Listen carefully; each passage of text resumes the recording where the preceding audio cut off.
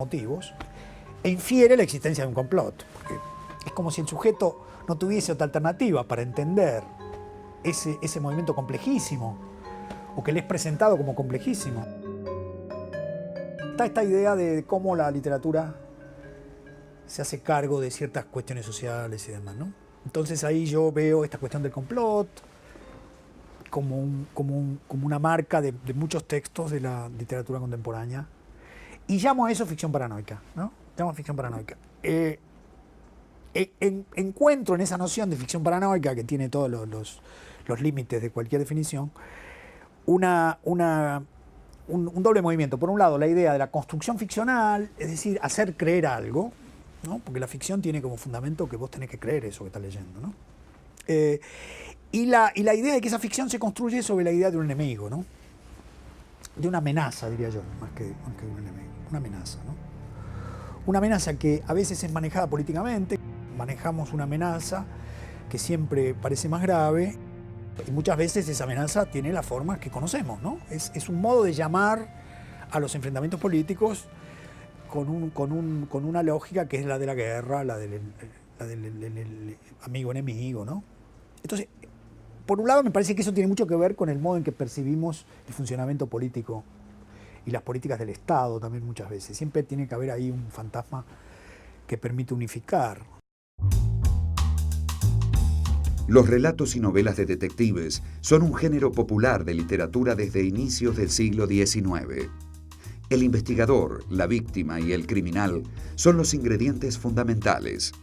El personaje de Arthur Conan Doyle, Sherlock Holmes, es tal vez el detective de ficción más famoso de la historia.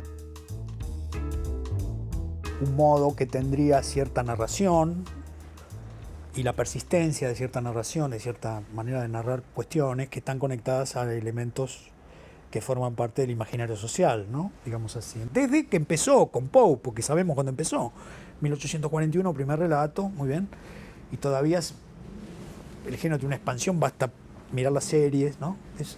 Algo hay ahí.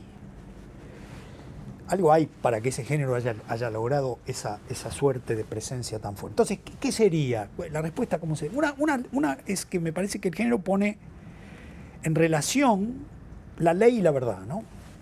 En una relación que no es una relación de identidad.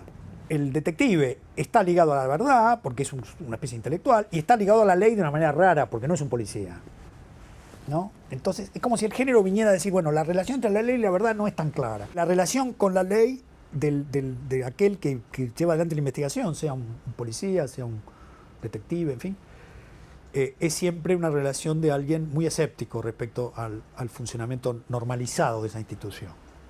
Y respecto a las maneras de construir la verdad también, ¿no es cierto?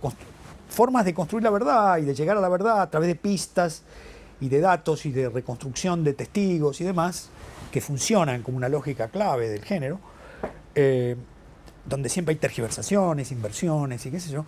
Me parece que esas son, me da la sensación a mí, que esos son los modos en que los cuales la literatura está ligada al mundo social, al mundo político.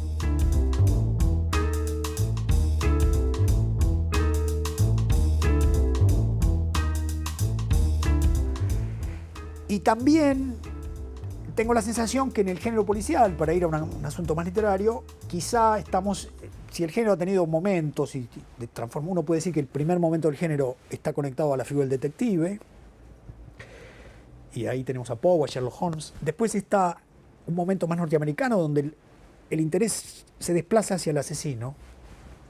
El asesino es el tipo intrigante, el que intriga, ¿no? ¿Cómo es?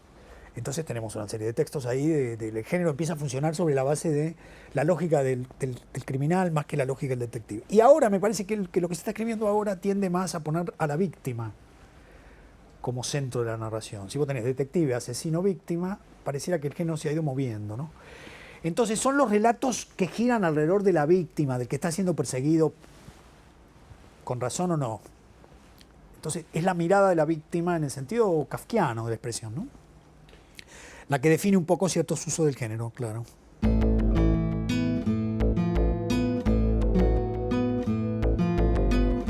Es un gran modelo Sherlock Holmes, ¿no? Un gran modelo, digo, en el sentido, un gran personaje, ¿no? personaje que tiene una vida que va más allá de las historias en las que ha vivido. Tiene características que yo creo que son muy atractivas. Tiene digamos, está construido como un personaje que gira alrededor de una obsesión, ¿no? Entonces, es esa obsesión de descifrar los crímenes y demás. Pero tiene todos los datos que lo hacen también alguien muy atractivo. Por ejemplo, atractivo en el sentido de que tiene como desvíos. Bueno, la cocaína, ¿no? La cocaína, la soledad, esta relación rara con Watson. Y son personajes que no pertenecen a la media de una especie de normalidad establecida.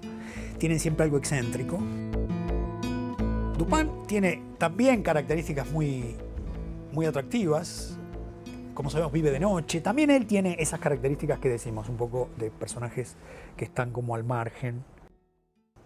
Y hay una cosa que dice, refiriéndose al propio Dupin, en un momento de uno de los relatos de Poe se dice, él era al mismo tiempo un matemático y un poeta.